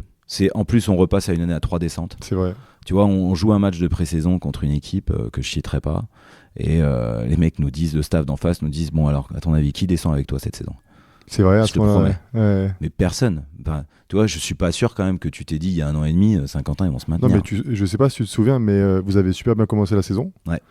Et nous, on vient jouer chez vous, et je pense que vous êtes gagnez chez un nous. peu moins bien. Ouais. Vous êtes un peu moins bien à ce moment-là. Je crois que la SIG vous met 20 points. Ouais, exactement. Et, On a une série de 5 et défaites. même toi, tu commences à dire, on commence un peu à rentrer dans le rang, Ouais, tu vois. ouais. Et moi, je me souviens, on a gagné chez vous, et je t'ai dit, bon, bonne chance, mais je t'ai dit bonne chance en mode, bon, maintenant, les gars, je pense que ça va être compliqué parce que. Ouais. Tu vois, l'effet de surprise, il est un peu passé. Et après, vous avez de nouveau remis un deuxième coup de boost, tu vois. Ouais. Et on a de nouveau gagné au buzzer au match retour, mais Ouais. vous avez trouvé bien meilleur au match retour, tu vois, qu'au match aller. Ouais, je pense que ça a été. Enfin, on a pris des risques encore. On a gardé une ossature de joueurs français, Melvin Aginsa, Mathis Dosouyovo notamment. Ça nous a quand même bien aidé. Moi, tu vois, j'ai décidé, pour la montée, j'ai décidé de garder un joueur par position. Donc du coup, toujours à un moment donné, je pouvais mettre dès les la 5 pré-saison, ensemble. exactement. Voilà. Et là, j'avais Lucas Boucault, Loïc Schwartz, Melvin Aginsa, William Pfister, Mathis Dosouyovo. Et là, du coup, on se connaissait par cœur. Et il pouvait aussi un peu donner l'exemple aux joueurs étrangers, parce qu'on a pris des risques sur les joueurs étrangers. Puis après, bon, pour moi, quand tu es un promu comme ça, que tu n'as pas beaucoup d'argent, du coup, logiquement, tu devrais avoir moins de talent que les autres. Donc, tu n'as pas le choix, il faut défendre. Voilà. Et on a... Parle-nous un peu de ta défense, parce que c'est... Il y a défense pour moi, il y a défense et défense. Ça veut dire que tu as soit des bons joueurs défensifs, mais toi, j'ai pas l'impression que tu n'as que ça. Non. Mais tu as vraiment... Tout le monde sait ce que vous allez faire en défense. Mais au final, c'est tellement structuré. Où t'as pris ça? Peut-être, tu vois, tu parlais de Philippe Hervé avant. Il y a un mélange de Philippe, de Christian Monchot, de ce que j'ai vu aussi ailleurs. Tu vois, je vais donc en colloque à Badalone. Ettore Messina, Jackie Vicius, Pablo Lasso, Jesko Obradovic. Il y en a 6 en tout. Les 6... Ils n'orientent pas ligne de fond à 45 degrés. On le faisait tous en France. Mais ça me fait rire parce que c'est là que tu vois qu'il n'y a pas de vérité au basket. Non, mais attends. Et là, je me dis, attends. Les mecs, il n'y en a pas. Tous, ils amènent au milieu. Pourquoi est-ce que moi, j'amènerais au fond, en fait? Et donc, je change ça. Quand j'arrive à Saint-Quentin, et là, ça rate jamais. Quand tous les ans, je leur dis, bah non, on amène de l'autre côté, les autres, ils me regardent tous avec des yeux. Et donc, j'ai réfléchi à cette organisation, qui était déjà là, quand même, à Gravelines, mais je l'ai améliorée. Et c'est ce que je leur dis toujours, c'est j'ai pas besoin d'avoir des meilleurs défenseurs. Il faut quand même que j'ai des bons défenseurs à certaines positions. Tu vois, notamment il faut avoir des postes 4 qui sont des leaders défensifs. Il faut avoir des postes 5 mobiles. Il faut quand même avoir 1 ou 2 joueurs capables de mettre de la pression sur les postes arrière. Mais après, tu vois, quand tu as Hugo Besson, Jérôme Robinson cette année, tu leur demandes pas de stopper leur mec 1 contre 1. Par contre, tu leur demandes des orientations et de connaître les règles. C'est pour ça que aussi le QI basket est très important dans notre défense, parce que elle est à la fois, elle peut être complexe quand tu arrives, parce que chaque chose, tu vois, ça me faisait penser tout à l'heure quand tu disais sur les questions, les réponses avec tous les joueurs cherchent les piégés entre guillemets. Bah, moi, je me retrouve avec des joueurs qui, quand on prend un panier, ils me regardent. Elle est où du coup la réponse? Donc parfois la réponse elle est juste à un moment donné les basiques, et que t'as peut-être pas mis assez de pression sur la balle quand même, et qu'il faut pas que t'exagères. Ou alors qu'il va pas y avoir 0-0 non plus, quoi. Voilà, faut accepter aussi que parfois soit très bien attaqué. Mais on essaye d'avoir la réponse à quasiment tout, et une fois que les garçons ont compris ça, la défense pour eux elle est hyper facile.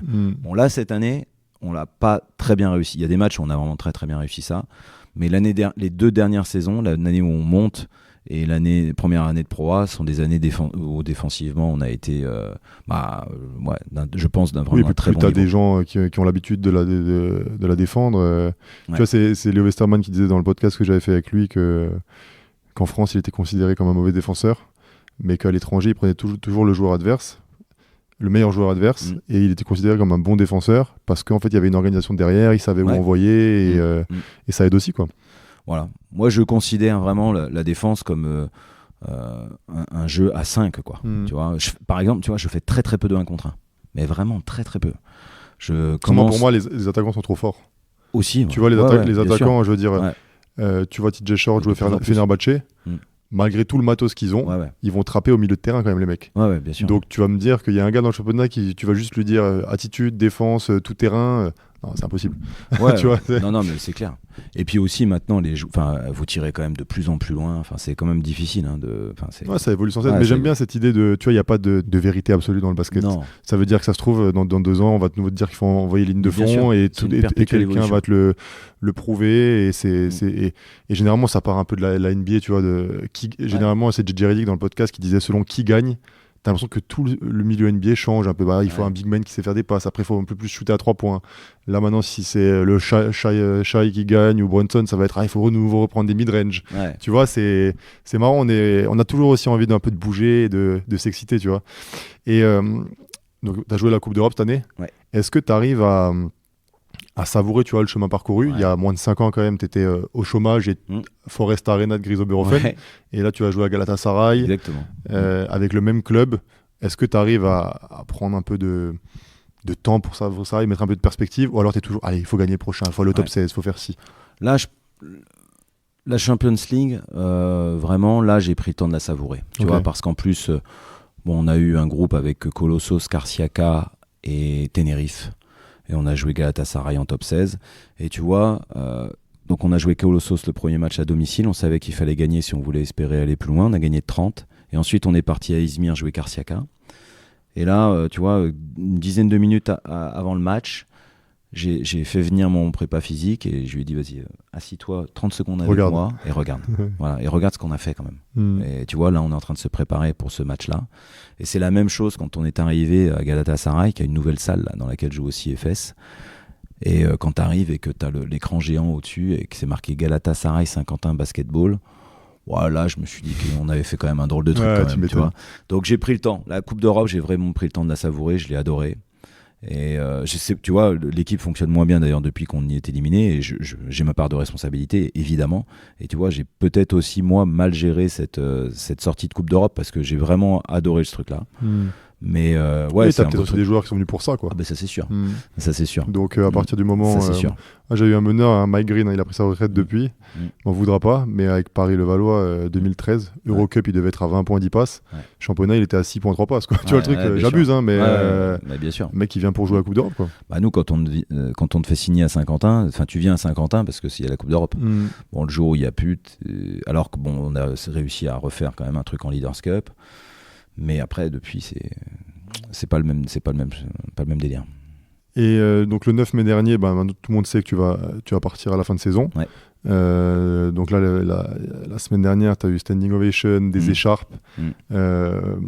Comment tu as réussi qu'est-ce que ça t'a fait déjà?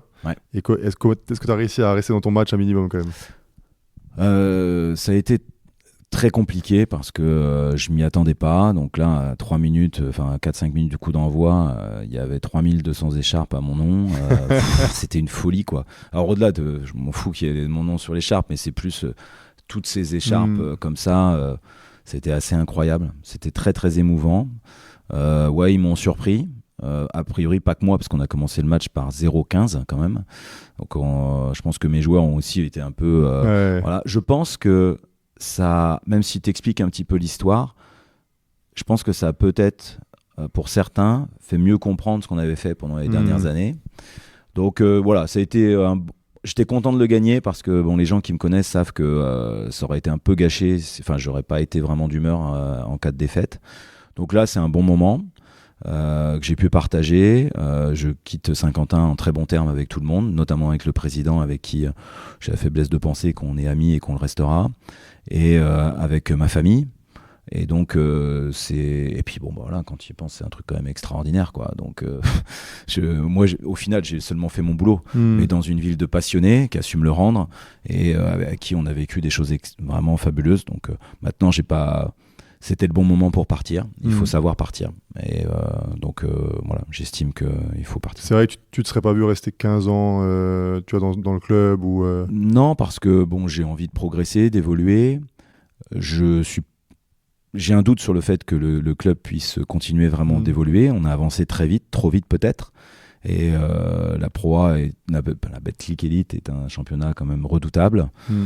Là, on est quand même dans une situation où à chaque fois qu'un promu va monter, il aura certainement plus d'argent que nous. Donc, et quand tu as habitué un petit peu tout le monde au fait de finalement de gagner, te qualifier pour les phases finales, de faire... on l'a vu cette année. Hein. Moi quand vous perdez à Chalon, alors ok, vous n'avez pas bien joué, etc., et que les publics commencent à siffler, à se retourner... Moi, je me disais, waouh, ils sont quand même gonflés, quoi. Ouais. Tout le monde nous a dit ça de l'extérieur. Et à Saint-Quentin, les gens n'étaient pas choqués, quoi. Je suis là, quand même, c'est un peu... J'ai beaucoup de respect pour les supporters. Ah, tu fais le déplacement, il n'y a pas de stress. Voilà. Merci. Mais ce que vous avez fait depuis quelques années, et là, c'était un peu le premier, enfin, peut-être pas le premier match où vous avez pris... mais j'ai trouvé ça je pense moyen. que c'est le premier vrai accro. Alors, si, on en a eu en Coupe d'Europe. Mais en Coupe d'Europe, les gens étaient... Tu vois, tu prends 40 à Tenerife. Oui, mais enfin bon... tu vois, je suis allé pas de la voir magie. Tu vois, je suis allé voir les JO. Quand je suis allé voir le Brésil jouer, j'ai dit à ma femme, tu vois, ce joueur-là, tu vas devoir jouer à Pierrade dans 3 mois. Elle m'a dit, c'est pas possible. J'ai dit, si, tu vas voir. Donc, pas Steph Curry, c'était Bortas. C'était Brésil. ils ont joué les USA en quart, c'est pour ça que Et donc, tu vas partir à Nanterre. C'est plus une nouvelle pour personne. Et d'ailleurs, ça a été annoncé assez tôt. Est-ce que... c'est pas annoncé, mais c'est... c'est dans ce milieu tout se sait. Ouais, c'est quand même dommage. C'est quand même dommage. En fait, je sais aujourd'hui qu'on peut plus gérer notre communication. Là, je trouve ça un peu, irrespectueux, parce que on peut faire un scoop, il n'y a pas de problème.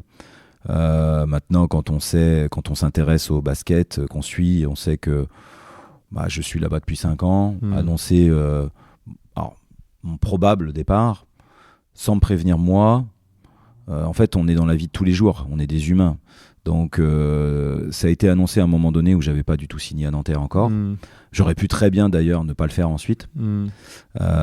Mais tu vois, j'ai une fille de 15 ans par exemple. Je suis très terre à terre, mais du coup, avant que le lendemain matin elle aille au collège et que tout le monde lui tombe dessus, il faut lui dire qu'il se passe quelque chose. Donc, je suis vraiment très déçu de ça, mais c'est la vie, c'est comme ça, on contrôle pas. Je pense que ça a eu un impact. Je pense aussi à Philippe Da Silva, parce que lui, il apprend comme ça que il y aura peut-être un remplaçant pour lui. Donc je suis pas vraiment en accord avec la façon dont se passent les choses en ce moment dans le pseudo-journalisme et la communication, mais c'est comme ça. Si on m'appelle et qu'on me dit écoute, j'ai ça, je vais le sortir, je te dis oui, hein, parce que je peux pas te dire non. Mais voilà, donne-moi 2 heures, donne-moi une nuit. Tu le sors demain matin, ça changera rien pour toi.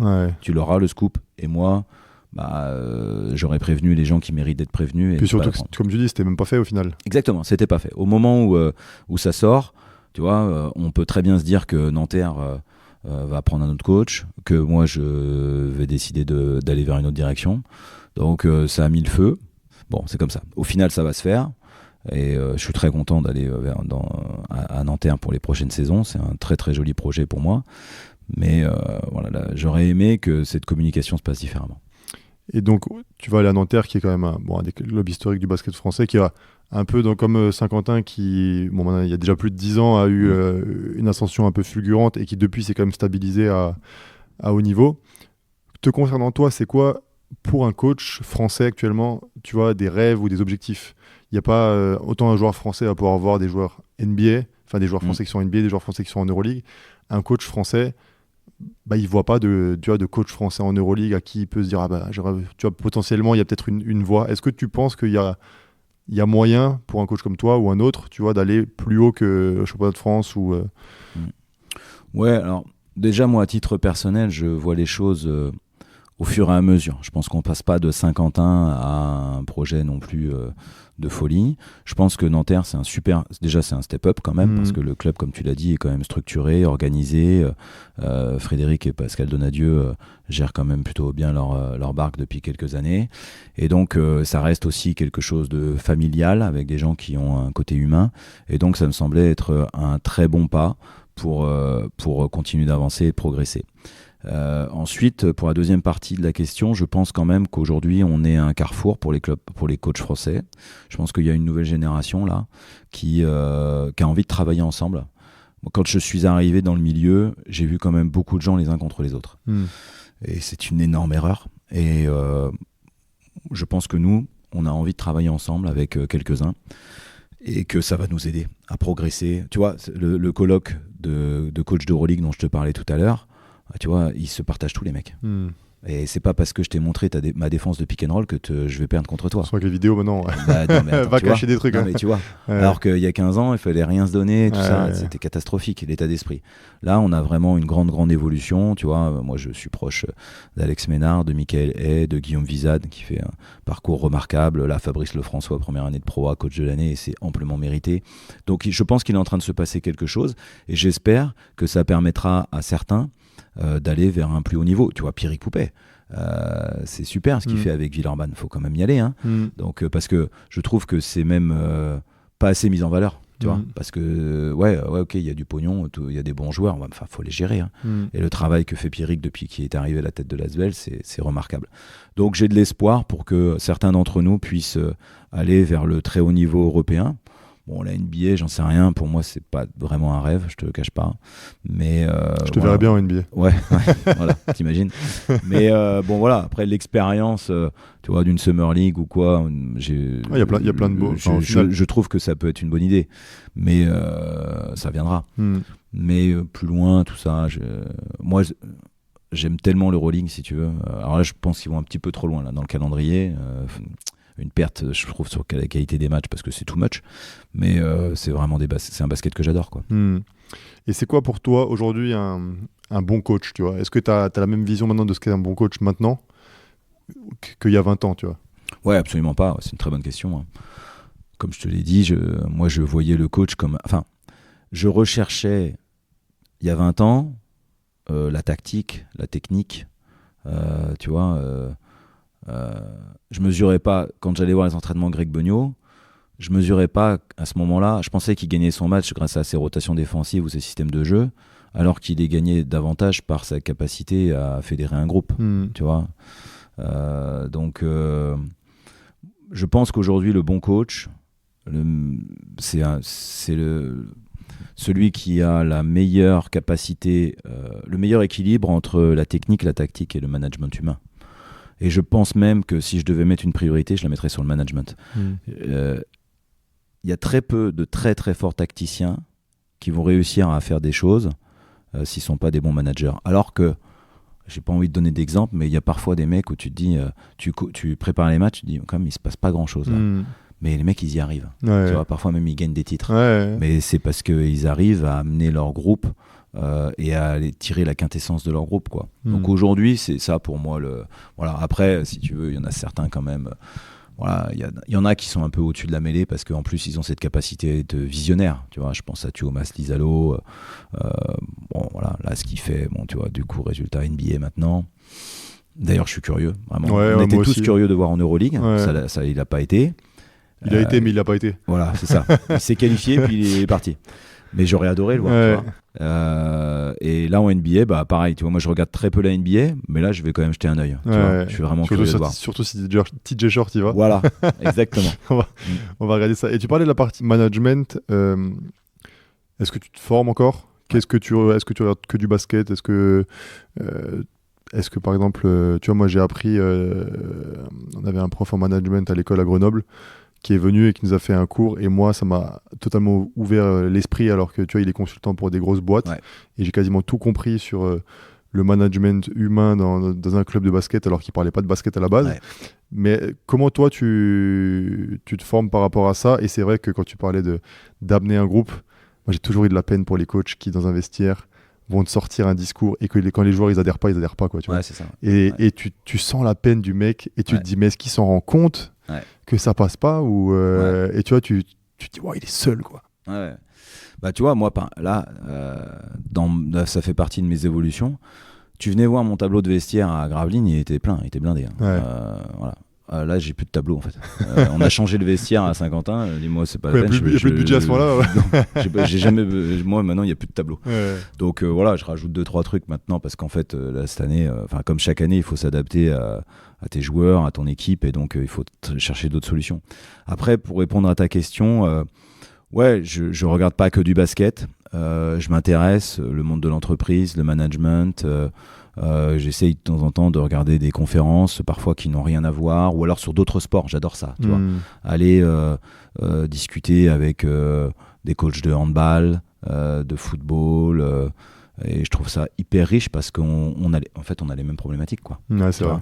Donc voilà, de toute façon, on se forme sans arrêt, et je suis toujours dans cette idée d'évolution permanente. Et au niveau de la gestion de la pression, ouais. C'est quand même un milieu où, encore une fois, je parlais du discours du coach avant, mais pareil, moi j'ai toujours vu un lendemain de défaite, par exemple, quand tout le monde a tête dans le seau et tu vois le coach arriver, tout le monde me dit ouais, pourquoi tu veux pas coacher un jour? J'adore le basket, j'adore la partie tactique, j'adore en parler, mais j'ai dit vous avez jamais vu un coach un lendemain de défaite, les mecs? Ça veut dire il y a 12 gars qui personne l'aime. Tu vois ce que je veux dire? Tout le monde, tous les joueurs, même celui qui a joué, il va dire ah, là j'aurais dû avoir plus. Celui qui n'a pas joué, encore pire. Et même dans les victoires, en fait, il y a quasiment 50% des joueurs qui sont jamais contents, quoi, tu vois. Ouais, bien sûr. Et j'ai beaucoup de respect pour les coachs. Alors, je suis le premier à dire on aurait pu faire mieux là-dessus, là, il a mal fait. Mais je sais pas si les gens se rendent compte à quel point c'est compliqué. Et gérer la pression, bah, tu vois, les joueurs, le président, des fois, qui va te mettre la pression, les supporters qui vont te dire ah, mais là. Tactiquement, c'est pas assez bien, alors qu'ils y connaissent rien. Au niveau du management, lui, il aurait dû plus faire jouer alors qu'ils y connaissent rien. Ouais. Enfin, tu vois, comment tu gères un peu tout ça? Bon, c'est pareil, c'est une excellente question. Moi, au départ, je prends un prépa mental après mes 2 années de Gravelines. La raison principale, c'est que je ne me supporte plus quand je perds. Ok.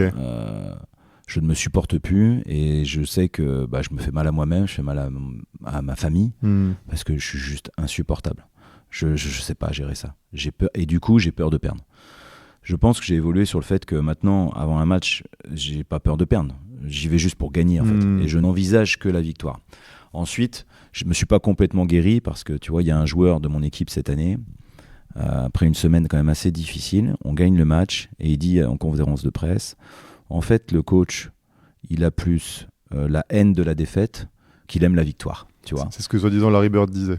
Ouais, bah voilà. Donc voilà, je pense que c'est après la chose suivante, c'est que bon, je gère, je dirais, la défaite comme je peux, mais le vrai moment où je recommence à me sentir bien, c'est quand j'ai mes joueurs face à moi, où je peux de nouveau être actif. C'est vrai. Ouais. Voilà. Et là, ça y est, je suis reparti au combat et je peux faire quelque chose. Le moment entre la défaite et l'entraînement suivant, waouh.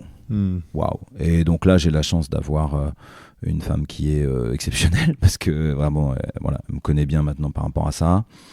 Et voilà, j'essaye de travailler le plus tôt possible, le plus vite possible. Tu vois, je dors pas, je refais le match, tu vois, ce qu'on appelle coupe le match, je fais un montage, je prépare. Et voilà, c'est des moments qui sont difficiles. J'espère qu'avec l'expérience ça ira mieux, voilà, au fur et à mesure. Mais t'as senti quand même une évolution? Et j'ai quand même senti une évolution, mais je pense que c'est une évolution aussi logique, c'est que quand t'as ton premier poste, t'as quand même ok, t'as envie de réussir, mais t'as quand même un peu les jetons et surtout c'est un peu traumatisant quand tu commences ta carrière par 0-4 hein. Ouais, bien sûr. À un moment donné tu te dis en fait tu vas jamais pouvoir gagner un match. Quand je suis passé pro, on a commencé par 0-4 à Châlons, alors que c'est quand même un club qui gagnait des matchs. Je me suis dit ça se trouve c'est moi, quoi. Tu vois, et tu te dis ils nous ont donné notre chance et on est à 0-4, on va jamais gagner. De toute façon, le basket, c'est un truc de fou. Quand t'as une bonne série de victoires, t'as l'impression que tu vas jamais perdre. Et des fois, c'est vraiment... en fait, c'est ton cerveau qui te joue des tours. Ouais. Tu vois. Bon, de toute façon, je pense aujourd'hui vraiment que les qualités mentales, c'est absolument... c'est ce qui fait la différence. Je pense vraiment dans le sport de très haut niveau. Et ta différence de façon de penser, tu vois, par rapport à la défaite, par rapport un peu à la nouvelle génération. Tu vois, à Nolan Traoré, pour l'avoir côtoyé, bon, je ne l'ai pas côtoyé longtemps en équipe de France, j'ai côtoyé une semaine, mais tu sens vraiment que c'est typique de la nouvelle génération de gagner, perdu, j'enchaîne, quoi, tu vois. Alors, tu vois ça d'une manière positive ou négative? Je sais que l'équipe avait fait un article sur les nouvelles générations dans le football, où ils disent que les jeunes, en fait, ils ont perdu un match, 10 minutes après, ils sont passés à autre chose, quoi, tu vois. Alors, des fois, ça peut être super positif, mais des fois, ça peut aussi être super frustrant. Et pour un gars comme toi, je me dis que des fois, ça ne doit pas toujours être simple. C'est pareil, là, c'est excellent ce que tu fais, parce que, tu vois, j'ai commencé une fois avec mon prépa, je lui dis, attends, tu te rends compte, on perd le match, au bout de 20 minutes dans le bus, ils sont déjà en train de se marrer. Et il me répond, mais c'est génial. Je dis, arrête, T'es vraiment, viré. tu te fous. T'es viré. Mais il me dit, mais heureusement qu'il ne gère pas la défaite comme toi. Imagine, si tous devaient gérer la défaite comme toi. Mais t'aurais des zombies, des mecs comme ça. Donc chacun a sa façon de voir les choses. Moi, je préfère un mec, je vais être un peu provoque, mais je préfère un mec qui se marre au bout d'une demi-heure après une défaite qu'un mec qui fait la gueule après une victoire. C'est vrai. Voilà. Ça, je suis Le d'accord. mec qui fait la gueule après une victoire, là, ça reste encore assez peu supportable pour moi, parce que ça veut dire que son objectif est simplement individuel. Je pense que chacun a sa façon de gérer la défaite. Je pense pas que les gamins, même la nouvelle génération, je pense pas qu'ils s'en foutent. Je pense qu'ils veulent gagner. Mais c'est sûr que c'est une génération qui zappe. Donc voilà, il faut l'accepter. Le principal, c'est de faire en sorte que quand ils arrivent sur le terrain, ils aient tous envie de gagner et d'aller vers le même objectif. Des fois, il y a des scénarios, comme tu dis, des histoires du bus. Je me dis, qu'est-ce que Greg Beugnot aurait fait, tu vois. Peut-être un petit arrêt au Colisée à 5h du matin. Oui, tu vois, je sais plus, c'est Geoffrey, je crois, qui m'avait dit que Obradovic, si tu parlais un peu fort dans le bus, tu vois, avec le téléphone ou quoi. Après, on a aussi été, entre guillemets, mal éduqués, je pense. Tu vois, des fois, c'est vrai que ça reste que du basket au final et on se prend la tête pour... Pas rien, parce qu'au final, heureusement, je veux dire, si on n'avait pas pris ça à cœur, on n'en serait pas là, en fait. Tu vois, je veux dire, moi, je suis pas assez talentueux pour prendre ça par-dessus la jambe et quand même essayer de performer à haut niveau, quoi. Mais bon, ça fait partie de la beauté du truc et ça se trouve, eux, dans 20 ans, ils se diront, attends, mais les jeunes... Mais évidemment. Mais c'est là que je me dis, tu vois, moi, j'ai commencé, du coup, tu vois, là, je voyais Ben Monclar, tu vois, il arrête l'année dernière, je l'appelle, je dis, tu te rends compte, putain. J'étais coaché, t'étais en espoir, là t'arrêtes ta carrière, le coup de vieux qu'on est en train de prendre tous là. C'est vrai. Bon, voilà, et du coup, les nouvelles générations aujourd'hui, tu vois, Nolan il est né en 2006, on a 23 ans d'écart, faut qu'on se comprenne, quoi. Et sur un profil comme ça, donc qui a un gros prospect NBA, quand tu le prends quand même, il sort de N1, il y a l'INSEP. C'était prévu, non, c'était peut-être pas prévu de le garder aussi longtemps, non. C'était juste quelques mois. Non, en fait, le contexte, on a notre meneur américain qui se blesse. Il a l'épaule pétée, il s'arrête après la Leaders Cup, on est quasiment maintenu. Et donc on cherche, on se dit, tiens, il faut bien finir la saison, on va chercher quelqu'un, on cherche. On va à l'INSEP avec mon staff pour le voir jouer, et puis un ou deux autres joueurs, comme ça, je fais chaque année, parce qu'on n'est pas loin. On le voit jouer, c'est quand même très intéressant. Et puis une semaine, 10 jours après, on se dit, mais attends, pourquoi est-ce qu'on tenterait pas le truc, quoi. Ça, c'était du jamais vu. On a même dû on a fait un peu évoluer les règlements depuis, parce que c'était pas possible. Donc de passer de la N1 à la Pro A à cette période de l'année. Et écoute, on l'a proposé à son représentant. Et écoute, je vais lui en parler, je vais parler à sa famille. Voilà, le lundi ou le mardi, je l'ai au téléphone. Je dis, écoute, samedi c'est Monaco. Voilà, à toi de voir. Il est arrivé, on a battu Monaco et c'est parti comme ça. Mais en aucun cas, et c'est la vérité, en aucun cas, j'ai pensé à la suite quand je l'ai pris. Moi, je voulais le voir, prendre du plaisir, je trouvais ça génial. Puis c'est aussi notre boulot, en fait. Tu vois. Moi, pourquoi aller chercher un ricain à qui je vais payer des milliers et des cents quand on n'aura rien à foutre.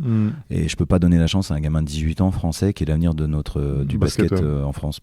Donc on l'a fait, et puis après les choses ont bien tourné, donc on a continué l'aventure. Mais c'est sûr que c'est un vrai projet, c'est un vrai investissement. Investissement, je parle pas d'argent, je parle de mental, d'énergie, de coaching. Parce que... Niveau coaching, c'était ça ma prochaine question. C'est quand même une année de draft. C'est un projet. Le jeune, si tu l'as avec toi, c'est que tu l'aimes bien, c'est que tu as envie qu'il aille le plus possible à la draft. Mais ça reste un jeune joueur qui, des fois, est passé complètement à côté. C'est quoi, toi, ta part de... Parce que tu dois quand même essayer de gagner ton match, mais t'as pas non plus envie... J'ai un souvenir, tu vois, d'un match contre l'Asvel où il passe totalement à côté. Alors, il perd pas confiance, il continue à shooter. Tu te dis, la salle, elle doit être remplie de scouts. Tu vois, moi, c'est touchy quand même je le sors pas, mais si je le sors, est-ce que peut-être potentiellement ça peut montrer aux scouts que... Tu vois ? J'ai jamais coaché comme ça. on a tout de suite, parce qu'en plus on avait eu l'expérience des années précédentes avec Hugo Besson, avec Melvin Aginsa, des scouts aux entraînements, aux matchs, donc on savait gérer. Évidemment ça a pris une autre ampleur, mais ça n'a pas non plus été incroyable, hein. On a, je trouve, bien géré ça avec lui, en discussion, en collaboration, voilà. On le prévenait quand les scouts venaient aux entraînements, on a accepté, on a fait notre part du boulot, parce que c'est aussi beaucoup de travail pour le staff, pour le mettre dans les meilleures dispositions possibles. Par contre le match, c'est le match.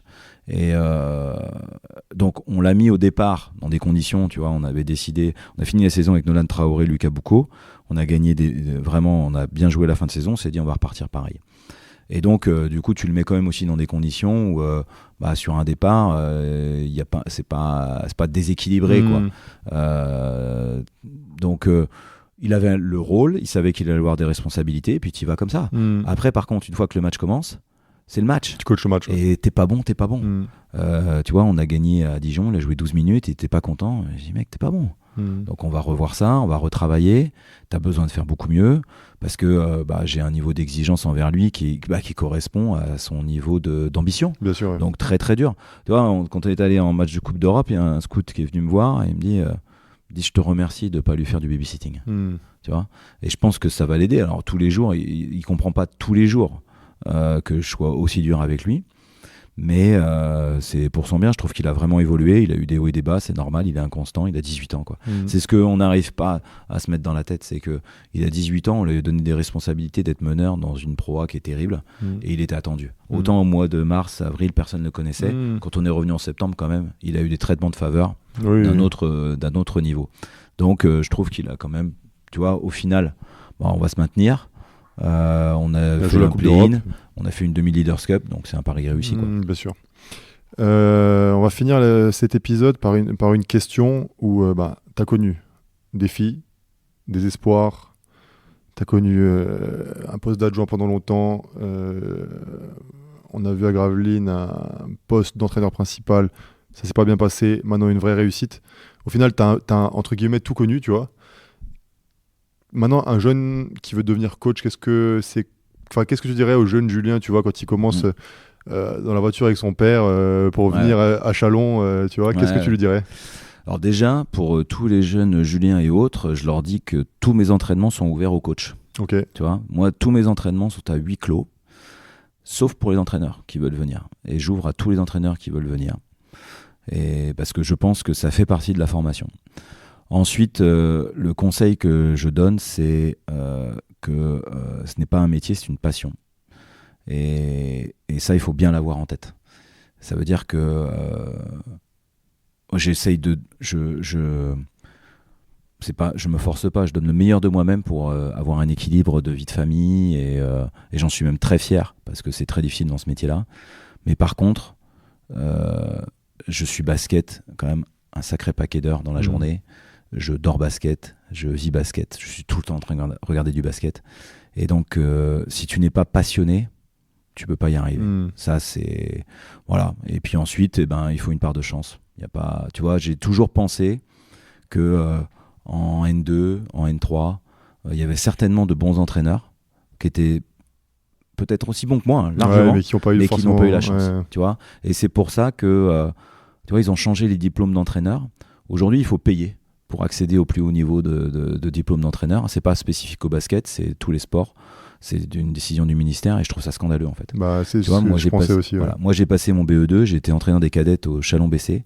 Si j'avais été dans les mêmes conditions aujourd'hui, on se parlerait pas, parce que je serais pas entraîneur. C'est pas donné. Hein. Et voilà, c'est pas donné, ouais. C'est pas donné. Et donc, alors que moi, je me suis juste bastonné la tronche pendant une année pour aller une semaine à l'INSEP, passer faire du 3 contre 3 avec Jean-J Adams, et puis à la fin réussir à avoir mon BE2 du premier coup, et boum, terminé, tu vois. Et je pense aussi à Romain Chonneau, qui est aujourd'hui pour moi le meilleur formateur en France, qui coach les espoirs de l'Élan Chalon. On a le même âge, il a toujours eu un tout petit peu d'avance sur moi, il est arrivé à l'Élan avant moi, il avait eu le BE2 juste avant aussi. Voilà, c'est pareil. Tu vois, c'est des profils de l'entraîneur, il faut là aussi leur donner leur chance et la possibilité d'accéder au plus haut niveau, quoi. Bon, Julien, merci beaucoup. On va retenir Déjà, on va te souhaiter bonne chance pour la suite, à part Merci. pour le match contre Limoges. Oui, évidemment. C'est vrai, saison prochaine avec Nanterre, on va te souhaiter beaucoup de bonnes choses. On va mettre ton numéro en description pour les jeunes coachs qui veulent... Exactement. Tu vas avoir 4500 personnes à Maurice Thorez qui vont assister à chaque entraînement. Et on va mettre que tu payes les formations d'entraîneurs à tous les coachs qui... Alors ça, je pourrais pas. qui veulent. Bon, merci Julien. À bientôt. Merci Bonne beaucoup. continuation. Merci à toi, Nico. Et voilà, c'est la fin de cet épisode. Merci pour votre écoute. N'hésitez pas à aller noter le podcast sur votre plateforme d'écoute préférée. Merci d'avance. Vous pouvez me retrouver sur les réseaux de Lab Basketball pour découvrir tous nos projets.